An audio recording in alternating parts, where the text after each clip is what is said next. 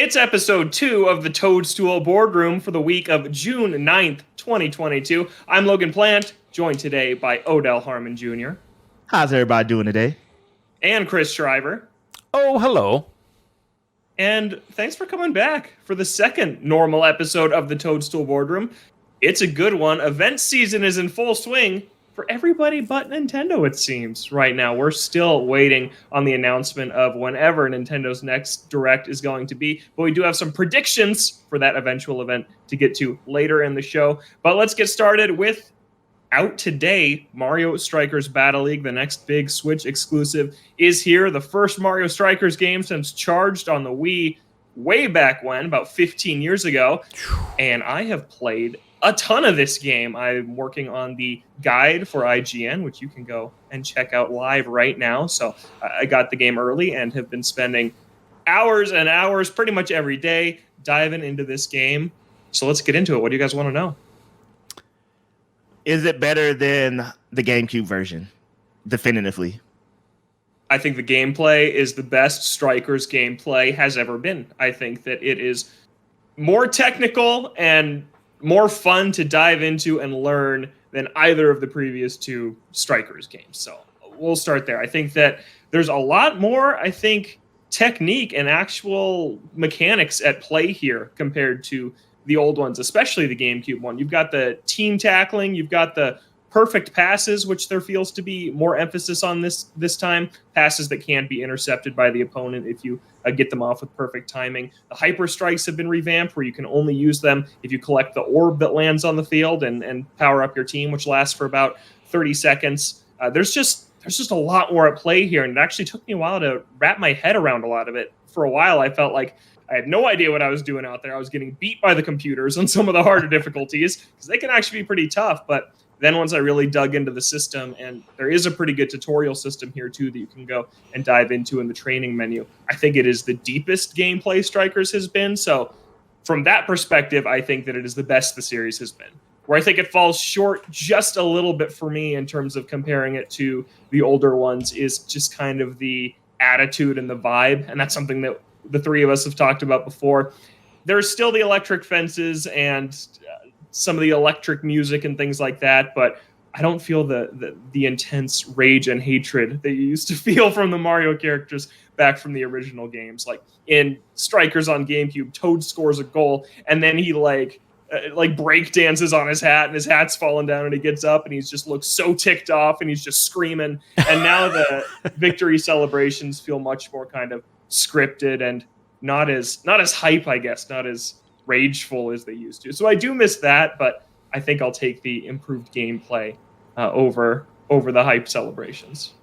I do wonder if they did that because, and I don't know, I mean, people play angry video games all the time, but, having a game with a deeper system, within it, which is what it sounds like this has, and at least from the tutorials that I've done, in that built-in demo, it seems like it's something that it's very easy to pick up and play, but there are going to be like tiers of skill that you can get to in this game compared to the majority of other Mario sports titles. I do wonder though if that's part of the reason, like they want people to not be like, yeah, whenever they play it. But I want to be like that. All the time? I mean, it's a little exhausting. They probably want people to keep coming back to it. I wouldn't be surprised if they're like, we're going to build this game to have, really a compelling system that, because, I mean, we really haven't had a ton of soccer games come out that aren't FIFA in the past couple of years. And FIFA's been a lot of rinse and repeat. If they're going to come back and bring back Mario Strikers, you better do it in like a pretty special way, because it stands out more than I think the other Mario sports titles do. Because even you look at the marketing for this one too, and it's like they don't even call it soccer. They're like, this soccer-like sport, and they say that every single time. And it's like, yeah, Strike is a soccer-like sport. You see Wario using his hands? That's because this isn't soccer. And like very specific about that in all of the marketing. I think that's really funny. But yeah, tennis is tennis, golf is golf, but this is not soccer. It is Striker, so it definitely is unique in that way. Yeah, I think it's interesting because I'm like, I feel like, you didn't have to lose your attitude. I look at something like Smash. Smash, it can be an extremely silly game, but it doesn't take away anything from the technical side of it, how deep of a fighter it is, just because, you can throw a banana at somebody and they'll slip on it. Oh, I hate Diddy Kong. He's not in Strikers, which is another slight criticism I have of the game. The roster does feel too small. I know it's in Strikers on GameCube, you only had 8 captains, and then the weird robots that you can unlock at the end of the game. So there's 10 characters here, and you can have multiple Toads and multiple Yoshis on your team, but none of the other multiples. And it does feel small. I know we're getting updates, but I got to play some online matches, and there's a couple characters that I definitely think are the best. Like, I think Peach is currently top tier. She has really high speed, really high technique, so you can outrun pretty much everybody and then curve the ball like crazy, and the moron goalie doesn't know how to stop it. So, like, every time I play it online, it's like there's a Peach on both teams. There's a Rosalina on both teams a lot of the time. There's DK on both teams a lot of the time. And it's like, it is a little weird that, like, since there's only 10 characters, there's bound to be overlap. So when you're playing against people, it's like, oh, yep, we both have Peach out there. We'll pretend like that's normal and that there's multiple Peaches exist in this world of not soccer. So I'm excited for the roster to grow. Curious to see how much they add over time. But yeah, I wish there was just a few more characters in here at the start. Yeah, I mean, I know it's not Camelot that's doing it, but Mario Golf, well, really Mario Tennis, they added at least a half dozen, a little bit more, I think. Throughout the life cycle of that game where they're adding new content to it. I could see them doing like a mix of, your Shy Guys on your team, your Goombas on your team, and then, your Daisy and, some of those other characters that stand out more. I would love Toadsworth. I think that would be hilarious. They won't do it. When was the last time he was in something? Oh my God. It had to have been. Was it Sunshine? It might be Sunshine. It was something in the GameCube era, probably. Mario Party 7, he was the host. He was really? Oh, yeah. Yeah. Wait, isn't he in Luigi's Mansion 2? Not Luigi's Dark Mansion Moon? 2, but TOO. Yeah. Like, is he? I don't think so. EGAD is in those games. Yeah. Yeah. Put him out there. That would be awesome. He's such a cool character. He needs to be in more things. Yeah. Yeah. I was thinking because this soccer-like experience, it's clearly a party game, but they want people to take it more serious. And I wonder, are you going to get people to stay when they figure out like, oh, this is much more than a party game? It's a more of a technical game. Would that cause more people to stay, or are they going to drive some people away? I wonder, in terms of like the player base. Okay, it can get very technical, but there's absolutely a lot of cheese in this game too. You can just score in the most stupid ways. Like, oh wow! Something that I found is if you just charge up at the start, like right at the kickoff, so your opponent scores, you get the ball to start after they score. If you just charge up and angle it all the way to the top left on the control stick, it goes in like 50% of the time. So that's how I just start off every single possession. Is just arcing it in, and then as long as you have like a high technique character and it goes in a ton of the time, and then it's very deflating when it happens to you on the receiving end of it. Like you score this epic goal with skill and technique, and then your opponent's just like blah, and it goes in and it's negated immediately. So there's definitely cheesy ways to score. So what you're telling me, Logan, is that's your preferred way to play. You spawn camp and Splatoon, you cheese and Mario Strikers. I'm seeing a pattern. That's all I'm saying. I have seen. Put it in the game. You might as well use it. I could see the legs on this long term possibly not being that long. If they don't expand the roster, people tend to get, like, I think like the fighting game community, people tend to get tired of, fighting the same 4 characters over and over again. I think that's part of the reason they do add characters over time. And and every time they do that, you're changing the meta of the game. It'll be interesting to see if they actually do any of that with this. Where, right now Peach may be a very good character, but later on I assume like Wario's probably terrible, even though he's going to be on every one of my teams. I know Wario. He, maybe he's good later. I could see them doing that a little bit just to keep things fresh, but it's so hard to gauge. The thing about that, go ahead. I was just going to say it's so hard to gauge, how long Mario sports titles are going to have like continued content support for. I expect them to be a year, and then like the second that hits, it's like a hard like, this is it. This is all you get, and now it's on repeat. Yeah, and that is something I'm worried about in this game because there is not a lot of single player content, which has always kind of been the case in Strikers. You go back and you have your cup battles and then just local matches, and that's pretty much it. And here is the same thing. There's quick play, there is cup battles, and then there's online. And that's it. And it took me an afternoon to sit down and plow through all the single player content. Wow. The last few cups are absolutely brutal. If you don't know how to play the game, that is where I had to learn how to actually play the game because they react faster than humans ever could. Like this game, like you pass the ball and like the frame that you kick it to your intended receiver, they just like show up with Bowser and just pile drive the intended receiver, and then they take the ball, and it's like no human would have seen that pass. There is some challenge there, which is fun, but it's over very quickly. And after I finish the cup battles, I'm like, all right, now what? And that's obviously not many people had the game yet, so there wasn't a big online community for me to hop into. But I'm thinking 1-2 years down the line, when people drop this game, what's going to be left? Well, it's the same thing with every other Mario sports title that we've gotten on Switch. Yeah. It's like, you try to play Mario Tennis right now, there's like 4 people on it, maybe. I'm one of them. Yeah. Though, I'm thinking about this, and I'm thinking about Mario sports games specifically. Out of all the sports games, Strikers has been the only series that I've heard people talk about. And before anyone says Mario Golf, I swear no one cared about Mario Golf. This new one came out, and people are like, I've been waiting for this. I'm like, have you? Have you, though? If you have, good for you. You have not been looking at my Twitter for the last 10 years. But with Strikers, though, like, even in regular conversation, I hear people talk about that. And I'm like, I feel if one sports game is to have longevity, it would be this one. Because I talk to people, I'm like, yeah, I played it on the GameCube. Maybe some people played it on the Wii, but people are aware of it. Like, if you talk about Mario Baseball, like we were talking about the other day, but I feel like the average gamer, quote unquote, according to, my data here, probably doesn't care anything about Mario Baseball. But I feel Strikers. You be careful.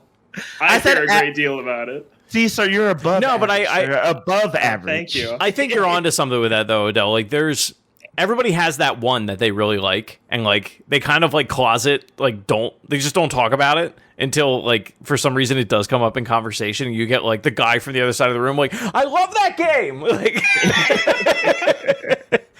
that's true. But I want to circle back real quick to something you mentioned, Chris, that Wario sucks in this game because his base stats, they are bad. I don't like how he plays. He's a very strong character. He's probably a power, yeah. And the slow characters in this game are so sluggish, like insanely slow. Oh, wow. Speed's a very important stat to me in this game because it is not fun to romp around as the slow guys. But you can turn Wario into a speed demon if you so desire through the gear system. So how the gear works basically is you've got head, body, arms, and legs, and there are 5 pieces of gear for each body part, and each piece of gear adds +2 to one of the 5 stats, which is technique, speed, power, strength, and one other that I don't remember of the ones I just listed. But so if you want to make Wario super fast, you could go onto all 4 of his body parts and just equip him with the speed gear, and each one conversely subtracts 2 from a different stat. So it would be like +2 speed, -2 technique, +2 speed, -2 strength. So you nerf everything else and you can buff one stat. So for example, I did that with Mario, who is typically the all-arounder in every Mario sports game. And so I took him and I gave him the power, the strength gear for everyone. So he looks like a football player, American football player, wearing a bunch of pads and a big thick helmet. And now he plays in the back for my team, and he just is like knocking Bowser over like it's nothing. And it's like super cool because you never see Mario play that role in any sports game that he's in. So you could take Wario and just have him zooming around out there. Oh, I'm here for that. What's cool is that if you earn enough money, you can really make any character, to some extent, anything you want. But Peach is my favorite because she starts out high in the categories I care about, speed and technique, which is why I didn't have to do much gear changing around with her. So But yeah, no one is really worse than the other. I gave Toad 25 speed, which is the max, and he is just zipping around out there. He can't pass, he can't shoot, he can't hit, but he can grab me the ball and then dart away and just like hand it off to one of my players who can actually do something. So it is really fun and customizable in that way, and it's just another way that it's way deeper than the other Strikers games have been. I mean, that is exciting. I am bummed about the single player content, and that was going to be one of the things I asked is, typically being the hermit that I am, I don't play a lot of multiplayer, and I don't have a lot of friends. That's not true. But I don't ask people to play Switch Online games, or really any multiplayer games. So I do tend to gravitate towards single player content. That's why Toadstool Tour is the best Mario Golf game that's ever been made, because you could play that game for forever if you were a loner. I see that game on Facebook Marketplace all the time. I don't know why they're trying to sell me that game, but they really want me to buy it. How much is it going for? Like $30. I was gonna say it's like 15 or $30. Have you ever played it? No, I've never played. It's like the one Mario Golf game. Oh, it's the best one. It's the best one. I believe it, because most of the ones I've played are not very good. They're not. They haven't been good since. The 3DS one's actually pretty good. World Tour, I think it's called. That game is not bad. Nothing compared to Toadstool Tour. Nothing. I believe it. all I'm saying is, when I said all my praise about Yoshi's Island, I had to defend myself. That's true. Anything else we want to know about Strikers before we move on? So with the customization and everything you were saying, like, does it? I know it's more technical, but is it still quick and zippy as the other ones were, or is this one slowed down in that aspect as well? Yeah, like from a gameplay, is the gameplay slower? Yeah. I think it is a little slower. It is a more technical game where your pass placement and button press timing matters more than I feel like it did in the old ones.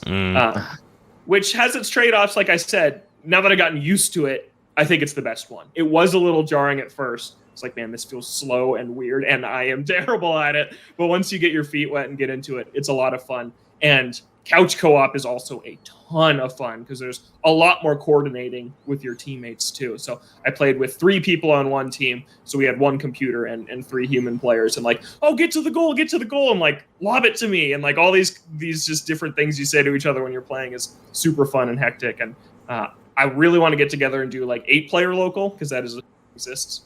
That I haven't been able to do yet, but yeah, that's a ton of fun. So I say pick it up. We're going to be getting into the online community. The 3 of us and some other people I know are going to be getting into a Strike Club, which is an online mode I haven't been able to dabble in yet, since no one was really playing over the last week I've had the game. So very excited to talk about that more next week, once you guys also have the game. Get mine tomorrow. Yeah. Sweet. Yeah. Well, Toadstool Boardroom Club will have some open slots if any of our listeners want to get in. Wait, can Yoshi be a character if he's a background character? Because I'm gonna tell you now, I'm just not gonna buy the game if that's the case. You could have a team of 4 Yoshis if you wanted. Okay. Squad. That's cool. Squad goals. 4 Yoshis, 4 Toads, and no other repeats. Nice. Except on the other team. So that is Mario Strikers Battle League. I think it's great. I am excited to dive more into the online, because I think that will be the true test once that is officially out there for everybody. Nice. Let's move on, though, and talk about this report about a 1-2 Switch successor reportedly in the works. This original report is coming from Fanbyte, and guys, this is a bizarre one. The title is apparently Everybody's 1-2 Switch. Inspiration came from Jackbox games, like the party packs. Those are phenomenal party games. It's a weird comparison, though. We'll get into that in a second. As opposed to the original game setup of having 2 players with the Joy-Con go against each other, this game was apparently going to support lobbies with up to 100 people, where you would interact with your smartphone. Playtesting groups were not kind to this game, apparently. They hated it, and it's apparently left Nintendo in a spot where they don't know what to do with it, where they don't know if they should release it. Some people in Nintendo reportedly still want to push it out as a full-price product. Some in Nintendo don't want to, because I think the article said something about how they're worried it would harm Nintendo's reputation as a software developer and publisher. So, guys, what should Nintendo do with this game? And how bad does it have to be that it would actively damage their reputation as a publisher? right, I got this one. So first things first, that just sounds like Jackbox the game called a different name because, okay, 1-2 Switch at its core is showing you what the Joy-Con could do. If you take the Joy-Con out of the process and a Nintendo controller out of the process, then that's not a Nintendo game. That's just Jackbox on the Nintendo Switch. Just do that. Which already exists. Yeah, so that's confusing anyway. 2, I think it really could damage Nintendo's reputation because if it's just that bad, okay, Nintendo makes a lot of, I don't want to say dumb decisions, but decisions that doesn't make sense from our consumer perspective. How they release things, how things roll out. You know, we just had the Xenoblade 3 thing, but Nintendo always bounces back because their software is good. This thing is loved, like the Mario collection. People are like, this is just a port. Some people might say it's a bad port, but these 3 games are loved. People genuinely love this. There's something to bounce back on. If this game just sucks, it has nothing to bounce back on. We can't be like, oh, this was a dumb decision, but I love 1-2 Switch. No one loves 1-2 Switch. This is a dumb decision, but this game is great. No one apparently loves the game. So I think, yeah, you have no safety net of like nostalgia. You have no safety net of like a beloved IP. You have no safety net of, well, it's a little wonky, but the core game is good. So I think it would just be one of those things where like, I've given like to the average consumer, I've given you a pass so much. This is where the dam breaks. But it's not like Nintendo's never released a bad piece of software. That's the part that I don't understand. Like, 1-2 Switch is a bad game. Wii Music is a bad game. Like, they have bad games. Yep. I do think, like, I think those games are endearing. I don't think they're bad. If they were like free software, I would be like, okay, this is fun. It's cute. Sure. There's other examples. Mario Tennis Ultra Smash is a terrible. It's a bad game, yeah. And then, granted, that's not like first party, developed. But I'm confused by this for a lot of reasons. Like, I don't know why you're using that branding. Everybody's 1-2 Switch. The point of 1-2 Switch was that it was a single player or 2-player game. That's why it had the title. And now you're saying that sounds like a swinger game. I just had to get that out. Yeah. Doesn't it? It does. Oh god, now I can't see it. Let's push right back. Yeah. Well, and like I don't understand why does it have to be that big? Why are you charging $60 for it? Like, Jackbox games don't charge $60 for their content. And a lot of the appeal for Jackbox, at least me being like an adult male who hangs out with a lot of like other adults, is the inappropriate things that occur when you play a Jackbox game. How dirty can your mind get when you're playing with those people? I don't know that Nintendo is going to allow that to happen in their title. So like when you strip that away, it's like, all right, you're losing like a big core component of at least how I play those games, which maybe I'm a terrible person. It's very possible. I think I was going to bring that up too. Yeah. I think that is how everybody does play Jackbox. And again, none of this is really confirmed. It came from well-vetted sources at a respected publication, but we still don't know what this game looks like. Yeah. But from what we've heard, it was like, spin the bottle, and then you compliment whoever the bottle lands on. And it's like, that, I was going to say that sounds fun for about a minute. It doesn't even sound fun for that. Yeah. Yeah, so I don't know what this game would look like. And then you say, why go back to the 1-2 Switch name? Because 1-2 Switch sold over 3 million copies. Yeah. But I look at that, I'm like, there was nothing else out besides that's just it. If 1-2 Switch came out now, I bought that game day one because it was like, all right, maybe this will be the Wii Sports of the Switch. I don't know what I'm getting myself into. 5 years for that. Yeah, exactly. And look where it got us. I'm playing that game all the time, which is so unfortunate because I asked for it. If that game came out right now, people would riot. Like, and they charge $60 for it. Are you kidding me? No. People were upset about Wii Sports, and it's a game. Half of it's a game they've already played and bought. Like, they knew what they were getting with that. What I don't understand is the moral aspect of this, because a lot of our online complaints are due to the fact that Nintendo is trying to protect children. Understandably so. They want to create an online environment that's not toxic. Understandably so. But how does this game exist? Because for this game to work, it basically breaks all the rules that we had to basically adhere to since Nintendo Online was a thing. Yeah. I know, right? Like, are we using the app? Are we using the Switch Online app to play this game? Because I it said we're assume using so, our right? smartphones. That's crazy. if that's the case. No, it would have to be a web browser. That's part of the reason people buy into Jackbox is that you don't have to download anything. Like it's the ease of use of that game is going into a web browser. I get that. Oh my god. If they did that, could you imagine? It's like that's just one other turd on this crap sandwich.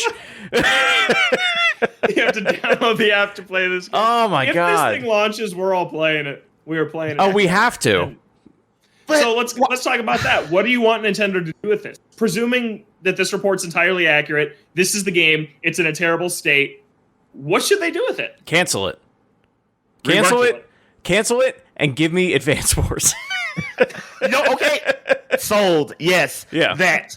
But since that's not gonna happen, I think we talked about this on episode 0. I adore 1-2 Switch because it was like HD Rumble and all. I think that was really cool. So I'm like, do this game. Okay, 100 people. No, give me like 4-player, 8-player, maybe some larger number online, and do more cool things with the Wiimote. I mean, oh god, What year is it?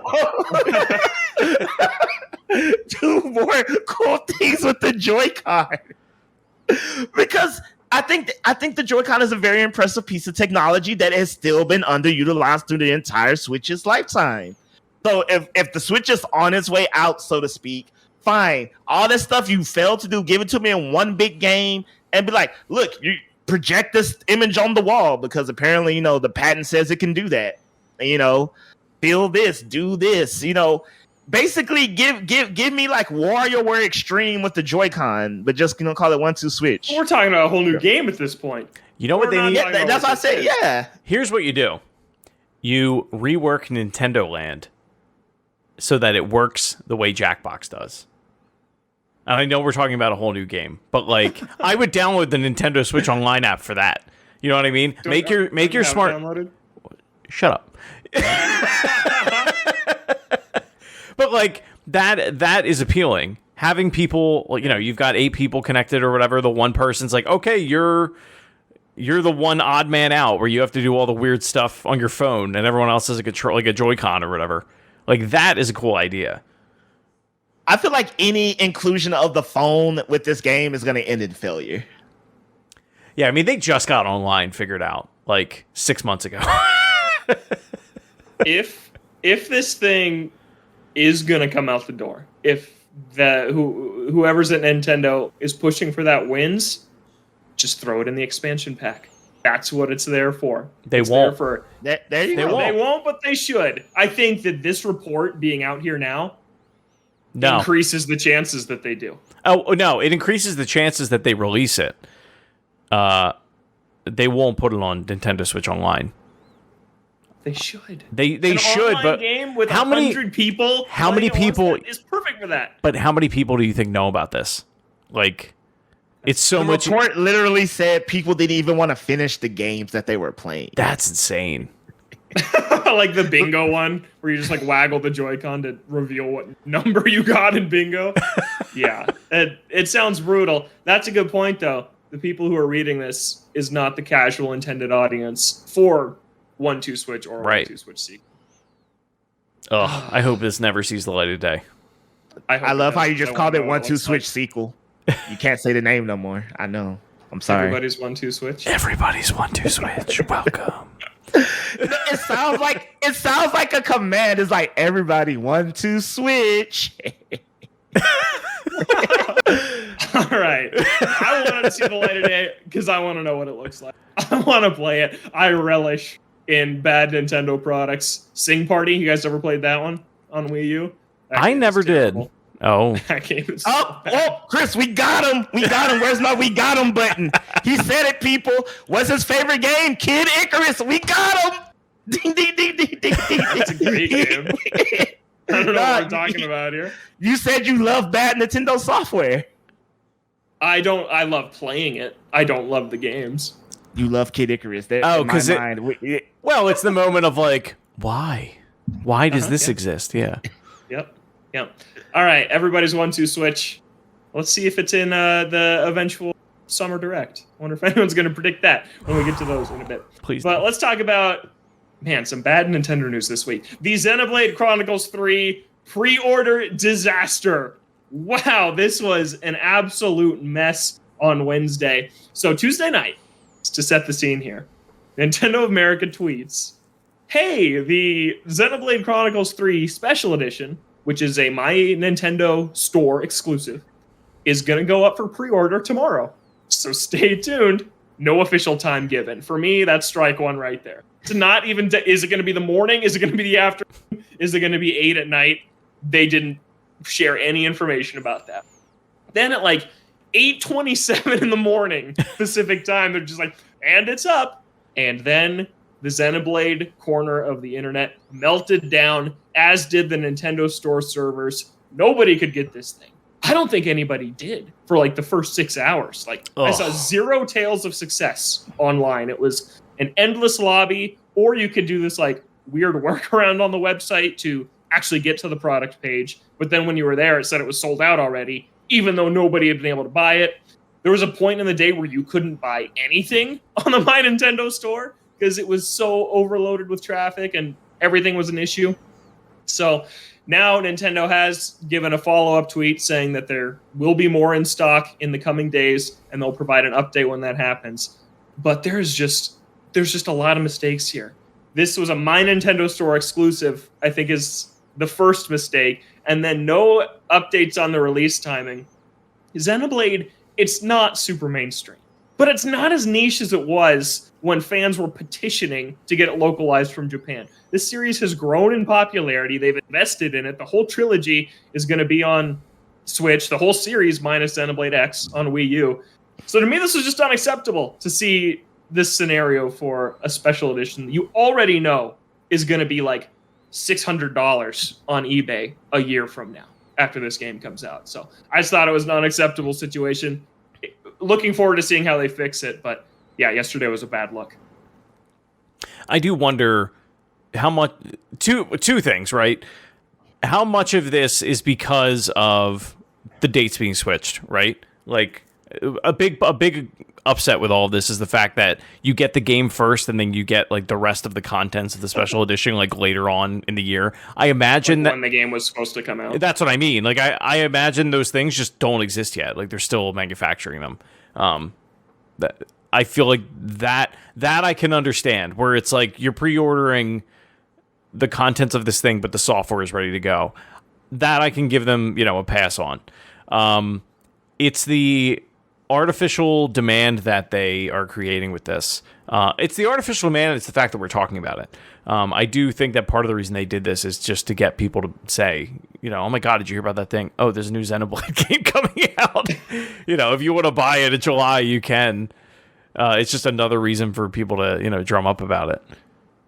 Are you saying they made it fail on purpose?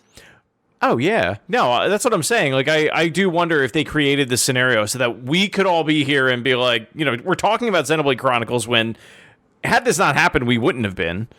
Now people are like, thinking about it. They're getting their eye on it. That like, okay, I got to keep my eye out for that game for another reason. It's not a good reason, but you're getting people talking about it. I'm going to disagree, but I'm going to tell y'all why. Because I've dealt with horror stories from Nintendo Online for years. So, as anyone knows, I'm an avid Pokemon player, and the Pokemon company started doing this horrible idea where they're like, there's legendaries that you can't catch in game, and instead of going to GameStop and getting your code, or it's just downloaded between these dates or do a thing, they were like, hey, sign up for the Pokemon newsletter, which is tied to your My Nintendo account, and we'll send you the codes for these legendaries during these periods of times. And I've been signed up through the Pokemon My Nintendo thing forever, just cause, for one reason or another. And out of all the legendary distributions, I've only ever gotten it one time. Oh, wow. There was one time when Zarude first came out where, like, my friend didn't get it, I didn't get it. We knew, like, one person who got it. We contacted My Nintendo. We were like, hey, we never received a newsletter that has the code in. And again, to me, I'm thinking this is just digital goods. This is just you emailing something out that exists. And they were like, the dates were between this day and this day. And it was like, yes, I know. I didn't get it. And they're like, we can't help you. you should have signed up. I'm like, I've been signed up for years. Sometimes I get these online distributions, sometimes I don't. And it has driven me insane. So when I looked at this situation, I was like, I don't know what's going on over there. But clearly somebody doesn't have something figured out. And like you said, like Logan was saying, I don't know what the true demand is, but this wasn't like PS5 at Walmart 5 o'clock drop, I'm sure. This was probably like a modest number of people trying to get it. And the fact that no one could, I don't know what their system is internally, but I can tell you for the past couple of years, it has been messed up because I've been dealing with it when it comes to distribution codes for legendary Pokemon. And like every time I contact help, they're never friendly. They pretty much tell me it was user error. I wasn't signed up. Do it right next time. Pound sand. Yeah, and so this just makes me think. I don't know this for sure that internally, whoever's running, the systems, the IT department, someone's just like dropping the ball continuously. What? So I'm hearing two different things here, which is Chris saying artificial demand to get us talking about it. Odell saying incompetence on the part of Nintendo of America online ecosystem. I think it's a third thing that is part of this too. I think that Nintendo of America has consistently, throughout probably the last decade at least, underestimated demand because they don't want to take risks, right? They don't want to leave product sitting on shelves that doesn't get bought. We see, I think back to the 3DS. We see different SKUs for the 3DS coming out in Japan and Europe all the time, right? We saw the new 3DS and the new 3DS XL launch in every other region but here. We just got the big one. It is the NES Classic is another one where I don't think they thought it was going to be as hot as it was. It wasn't like artificial demand that then creeped up and everyone could get one. That thing was just hard to find and still is today. So I feel like it's Nintendo playing it safe, not wanting to manufacture all these special editions that don't get bought, underestimating the popularity that Xenoblade has gained over the last few years. Xenoblade, like I said, it's not huge, but it is bigger than it's been. It is consistently a million seller, like well over 1 million for every special edition, for every definitive edition, remake. Torna is super hard to find. Everything sells very well. And this is the only special edition we've seen them limit to the My Nintendo. Like Metroid Dread had a special edition. Link's Awakening had a special edition. Yeah. That's the part I don't like. That's another part of it that's weird. And I don't know if part of it is because of the whole, the date shift, for the release and everything. Yeah. But it's not like... I feel like that's the only reason that it is going out this way is because of the date. Because it's a month and a half away at this point, right? Like you've got to reach out to every retailer. You've got to have the SKUs available or the product available. You have to distribute it to everybody that is going to sell it, and then you have to allot however many they're getting. That doesn't just happen overnight. Like there's a lot of planning that goes into that. And this is a title that, not that it's small, but it's small enough compared to like a Zelda game that you can... Somebody had a meeting that was like, this is a good idea and this is how we should handle it. And the execution was just rushed out the door. Is my guess. I think, Chris and Logan, both of y'all are, partly correct. There's some truth in all these statements. But I want to go back to something Logan said because, I do think you're right that, they don't want software sitting. They're scared that things will undersell. But since the Switch has came out, what would lead you to believe such a thing? The Switch sells, the Animal Crossing Special Edition sells, most of these games sells, Mario. Like, what? I'm thinking, what numbers guy is thinking that some game is just gonna just do so poorly that there's just gonna be just miles of it on shelves? Yeah, I mean, that is one thing I did want to bring up is like they do have this weird history, especially since the Wii and Wii U era. And maybe it's just because I've gotten older and I'm more cognizant of it. The whole amiibo craze, where it's like they got one Marth. You know what I mean? Like the fact that everything is that limited, they seem like they're a company that they don't want products sitting around so that it goes on clearance because they don't. It almost like everybody has that image of like the plug and play Sega that's sitting in a CVS. You know what I mean? For like $20. And like, I don't think Nintendo wants to be associated with being in that situation. I think part of it is that where they're like, nope, our products, like, we only make so many, they're high quality, and you know what you get is what you get, and that's it. But there is a part of me too that, like, I feel like since that, especially the Wii era, like, they were impossible to get for so long. And it's not like people didn't want them. It was just that, oh my God, like, I have to have this thing, you know, because it's so hard to obtain. I do feel like that's always been a huge part of their strategy.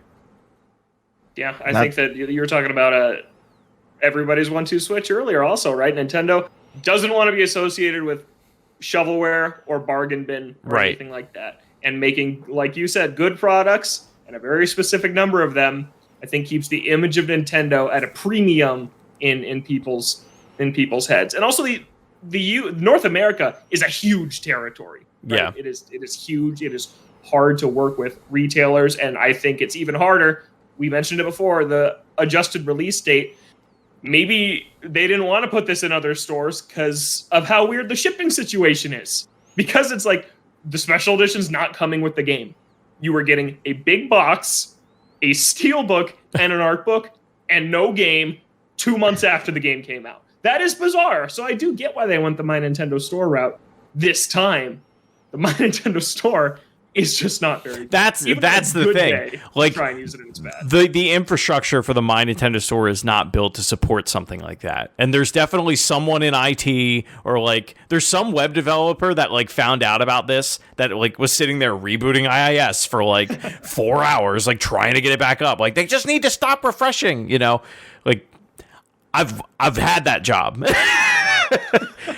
Were you doing that yesterday? Not yesterday, no. No. Well, anyway, there's one other thing I wanted to say. My experience with it, whenever they often have refurbished products go up on sale, notoriously there is a 2DS XL that will go on sale for $99 in the Nintendo Store. The second it goes up, if you try to get it, you're sitting in a queue, or you're watching a loading screen. The little mushrooms are just blinking at you. Like, if you can get it, kudos to you.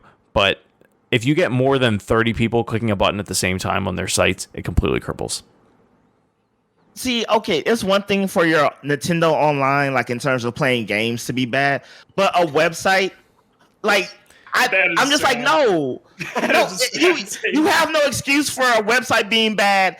You had no excuse for a website being bad in 2010. Well, specifically, like, Nintendo doesn't have an excuse. Like, you are selling products to people. It's not like you're a small company. You're one of the largest, like, you're one of the most well-known companies on the planet. Like, how have you not figured this out yet? Oh, man. You know, I wish I could find my cord. I'm not going to look it up, but I might. I want to show my correspondence just with the people from help, just always telling me that I messed up when trying to get my Pokemon code. I believe it. And like, I don't cuss people out, so this is just a figure of speech.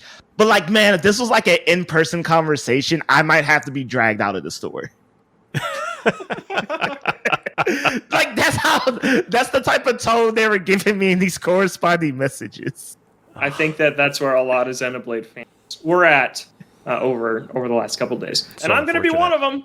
I made a plea, or a promise on last week's show that I'm going to play the Xenoblade series, just so someone on this panel has some knowledge of it, because it's not going anywhere.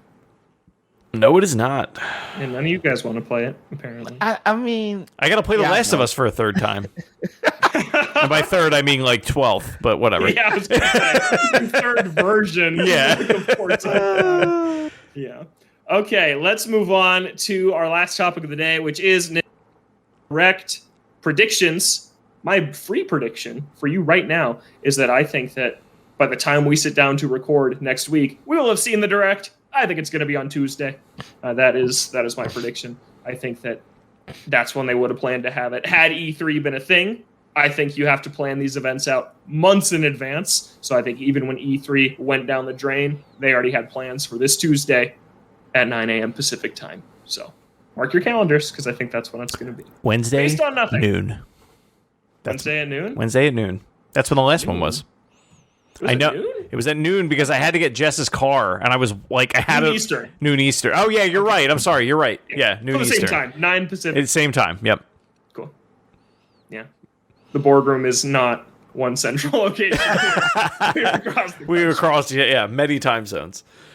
So I have asked these fine chairmen of the Toadstool Boardroom to come up with 3 Nintendo predictions that will happen at what I'm going to say is next week's Nintendo Direct. Last week's show, we went through games we already know about and talked about if we think they're going to be there and in what capacity they'll show up. So this week, it is new announcements only. 3 things, 3 products, 3 services, 3 announcements that you think will happen. Let's get started with round 1. Chris, you lead us off. Oh, boy. I'm going to give you... This is a 2-part one. I think the second part is a pie in the sky, but I think Game Boy Advance support for Nintendo Switch Online is announced. I think it features a version of Mother 3 that is not the one that everyone has seen. What does that mean? Translated? There are things in Mother 3 that I think would not fly today. I think they take those out or modify them somehow. Yeah. I would love to see that. I'm gonna vote no on that one, and I'll tell you why. I think that September will forever be the month that we get new announcements for Switch Online. Because that is the month the service launched. That is the month that annual subscriptions run out. That is the month that they announced N64, SNES, everything. So I love the prediction, but I'll love it more in 3 months. That's a good call. Mother 3. There has to be someone on every Nintendo pod in the world. I'm not even that big of an Earthbound fan. They've just been really pushing that series lately. Well, really, just period. Like, they've been creating content and merchandise for it lately. It's on Nintendo Switch Online. They're actually acknowledging that it exists. They're trying to drum up this audience of people that have been like quietly screaming to themselves in a corner for the last 20 years. It's like, I know it's coming, I hope so. That's what it felt like on the Wii U also, when they pushed out Earthbound. And it did. Earthbound Beginnings. Yeah. And then nothing ever happened. I don't know. We'll see. I would love it. Odell, round 1. All right, so for years, I've always been saying we need Klonoa 2, they need to remake it. And that was just like pie in the sky for me, never going to happen. Since it's happened, I'm feeling confident. And what I think is going to happen, kind of a 2-part, is that we're going to get our first real Nintendo game remake. Not remastered, not high-res, like a definitive from the ground up remake. And it's going to be Yoshi's Island. And if it's not Yoshi's Island, which it should be, because I think the Yoshi game property is something Nintendo's already been really interested in. We got the yarn, we got the crafting, that's you, Chris. And so I'm like, we're gonna get instead of trying to make Yoshi work again and a new, he's gonna be clay now. They're just gonna remake OG Yoshi's Island. Have it look like in a new style, but more or less mechanically be that game. And if we don't get that, then we're going to get a remake of either 64 or Galaxy. Not high-res, not remastered, but a definitive remake of a Nintendo property. That's just my guess of which 2 it will be. Because 2 versions. Oh, go ahead. I was in a Best Buy the other day, and on the shelf, 10 copies of Mario 3D All-Stars. It's still out there. Yeah, it's still out there. And people talk about it like, oh, they don't sell it anymore. I'm like, have you gone to the store and looked? You haven't. You were going to say, Chris? Oh, I forget. It's fine. Oh, no, I was going to say, because we need a 3rd version of Super Mario 64 available on the Switch. No, all the versions of Mario 64 are not the glory it should be. No, I'd they're not. still very much put the 64 game in my 64, get my little HDMI to RBC converter and play it that way. The way God intended in the year 2022 of our Lord. I'd love to see it. That game doesn't need remake. It's on Switch and still plays super well. Yoshi's Island, that's what I'm talking about. But I could still see it. Yoshi's Island, for me, I don't know that they would, and I only say that because they have made, despite us wanting them to do this. It seems like they have forced Yoshi into being a kids game. Like, people look at Yoshi now and it's like, no, this is like a child accessible thing. The game plays itself. I don't like that. Kirby for that. I don't know why they did that. I don't know. I would like to see them step back from that. What I'd really love to see is remake Yoshi's Island in like the chibi art style of Link's Awakening. That would be cool. I'll rock with that as long as it's mechanically still challenging and it still feels the same. Yeah, that'd be cool. All right, my round one. I'm cheating a little bit because I made 2 predictions last week, so I'm lumping them together for one. I don't want to burn 2 of my slots on things I already said, but I just want to get back out there for the public to know in the record that Wind Waker HD, no Twilight Princess, just Wind Waker HD is going to come out this year. I would say October. And that there's going to be a new Fire Emblem game that comes out next February. I've expanded on it a little bit. I actually think it's going to be a Radiant Dawn Path of Radiance remake. Those 2 games combined together. The Ike games that are on GameCube and Wii, I think that those games are insanely expensive. So to see them get remade, I think would be phenomenal. Ike is a popular character in Smash Brothers. We've seen them kind of bounce back and forth. They've done some remakes in the past. We have the Fire Emblem Gaiden remake on 3DS, Shadow Dragon on DS. I think it's time for another Fire Emblem remake, and I think those would be the games. So yeah, give me Radiant Dawn Path of Radiance remakes February 2023, and Wind Waker HD for $60. I purposely didn't pick that one because I knew you would do it. Thank you, appreciate it. Yeah, we talked about that a little last week, but I think there has to be a Zelda product every year. There has been on every year of the Switch so far. As much as I would rebuy Wind Waker HD just to play it on the Switch, since that's the only way to upplay that, because I'm not pulling out my Wii U again, I would still be upset it wasn't Twilight Princess. Like it would be a very love-hate purchase. My Wii U's still hooked up. You're a wild man. I know. I emulate mine. Dang. All right, round 2. Odell, kick us off. All right. So, what I think is going to happen, this is my second prediction. It has to deal with the online software and this is just more of I want it to happen. They're gonna announce that the N64 controller is back and you can buy it, and I will be able to have one. And I will be happy. That did come back in stock a couple weeks ago.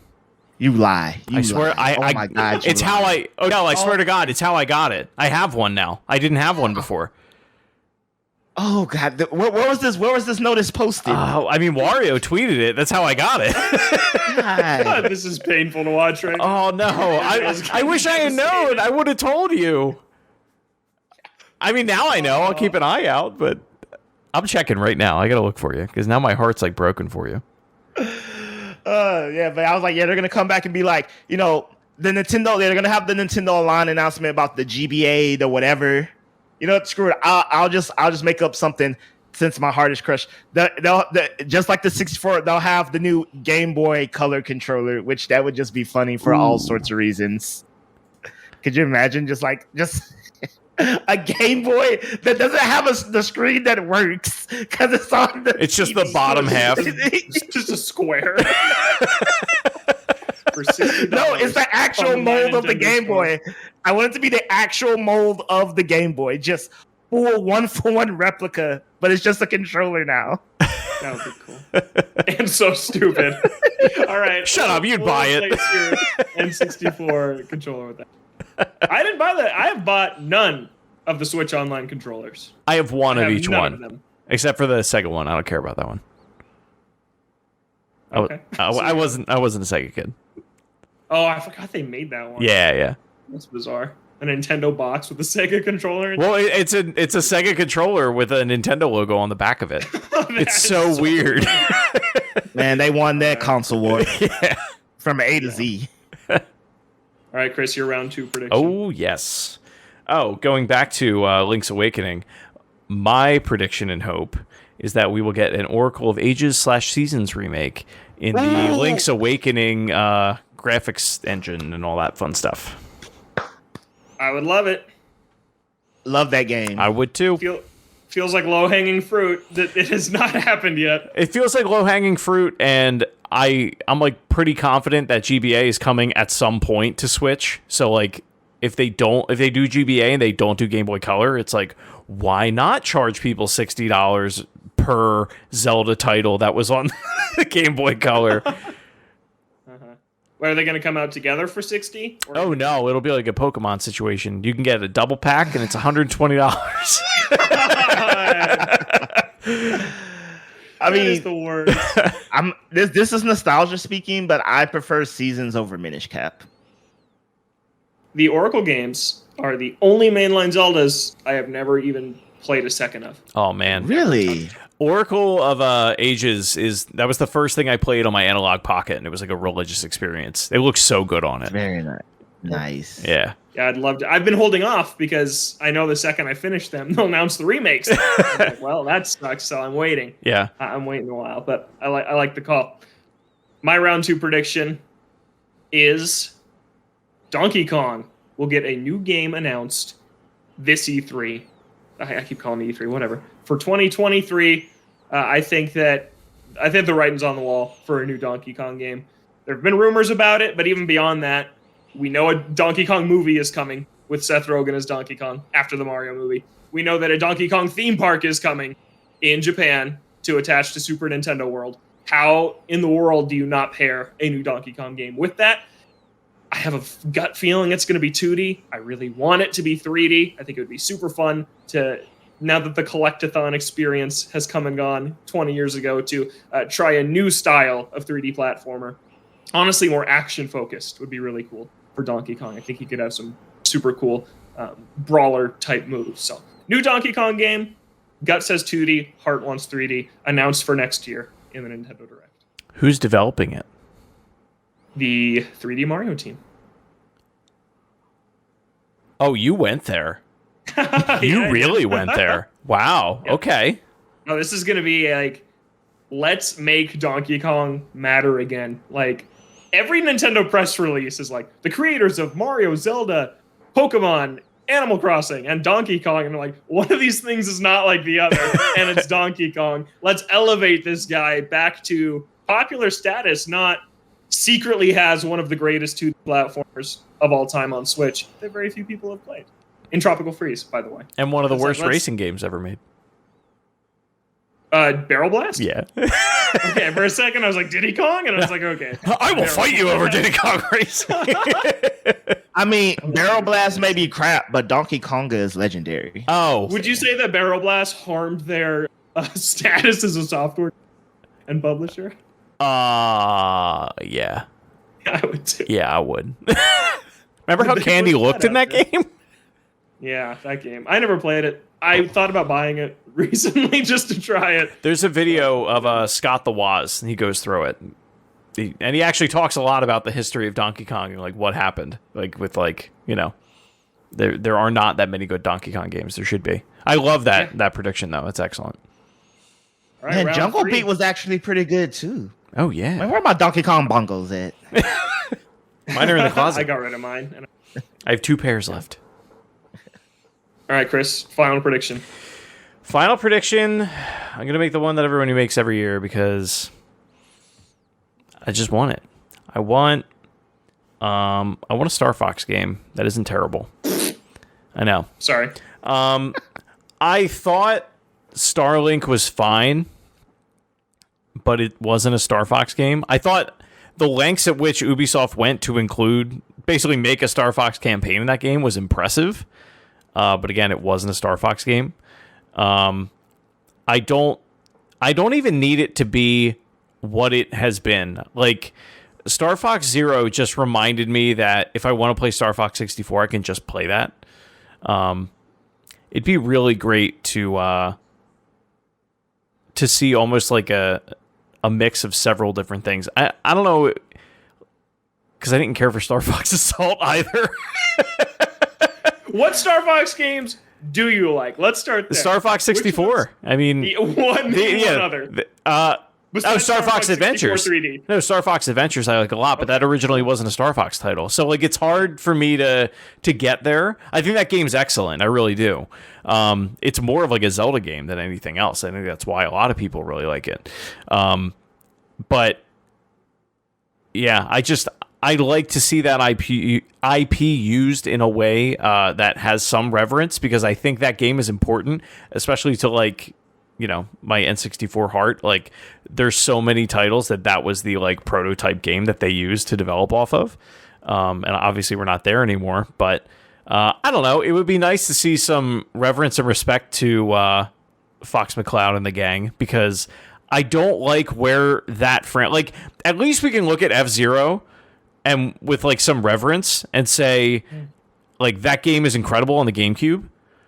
And then the last title that we have that's a Star Fox game is Zero, and it's just like it makes me nauseous to think about because it's so disappointing. You bring up F-Zero. I think Star Fox has joined the ranks of F-Zero of dormant franchise. I agree. I think it's done. I agree, but I don't want to. I'm just saying what I want. Yeah, I would love it to come back, just to see if they could actually make a second good game in that series. But I think Star Fox Zero was a huge blowout. They tried everything they could, partnered with Platinum, a great developer, and just it was not good. No. I just don't think that type of game is what works anymore in the $60 package in 2022 or in 2016 when Zero came. Where are you at on Star Fox, Odell? I can't remember. I feel like we talked about it. Not good. Okay. Didn't I like fight you over 64 and how much I love that game? I didn't even want to. Logan brought me into this. I was literally just not going to have no comments. I let everyone enjoy what they wanted to enjoy. I didn't play Star Fox on the Super Nintendo. I didn't play it on the 64. Like, I didn't play Star Fox originally probably until after the Wii it came out for sure. I went back, finally played the 64 version, and I was like, y'all are all smoking some ganja because I don't know what great game y'all played because this is definitely not it. But I do enjoy Star Fox Adventure, but also note how that is not really a Star Fox game. So but that's it. And then definitely try to play the Super Nintendo, and like I'm not epileptic, but that game got me pretty close. Oh yeah, I can't play the original Star Fox. Yeah, no. Yeah, I told you last week or 2 weeks ago, the Kid Icarus Uprising is better than any Star Wars. You know what's funny? I actually thought I looked up earlier like dormant Nintendo franchises, and Kid Icarus was one of them, and I was like, what if they came out with another Kid Icarus game? Like your head would explode. But I could see them doing it. Prediction. Oh, there we go. No. All right, Odell, you got one more for us? Yeah, so I was thinking about this, and I really think this announcement's probably been ready, but Nintendo's been waiting to actually do it. And now would be the time, because for whatever stingy, petty reason, Nintendo doesn't want to announce the Switch 2 when we all think they're going to do it for whatever reason. I don't know why. But everyone's finally stopped talking about it. No one has hope. No one's ringing that bell again. We've all gone home. Nobody's crying wolf. Which means this will be the prime opportunity for them to just drop a direct, do the same old song and dance, announce the same things, do some things, and just end it with, here it is. When no one was talking about it, when there was no hype, no leaks, no one suggesting it, here it finally is. And just watch us all collectively go crazy. Because I think that's what they've been waiting for. They've been waiting for us to collectively shut up about it. So when they finally do, the internet just melts. Because if they would announce it, this is it, everyone would be like, there it is, yeah. But they want a Metroid Dread situation. They want to literally slap us upside the head and leave us dumbfounded. That's what they want to happen. What do you think, Chris? I think you need one more year, and I only say that because it seems like they're doing like every 2 years they're dropping new hardware. as far as the Switch is concerned. I mean, all 2 times they did it, right? Except for when they did that revision. And I think the OLED, it took a while for people to come around on it. And the people that have it tend to really, really like it. And a lot of launch Switches are starting to die. I'm not saying we get it this year. Yeah. I'm just saying they just go, here it is, holiday next year. Which is why it's too early to announce it. Yeah. Because then sales for the next year and a half go down the drain. In the gutter. True. Or okay, fine, I'll double down.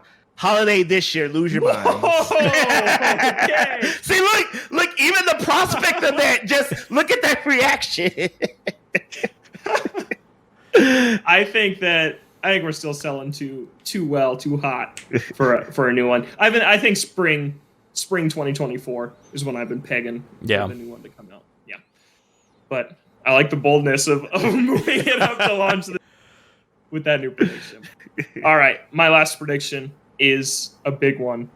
I think it's time for the next evolution in 2D Mario, and I think we see it at this E3.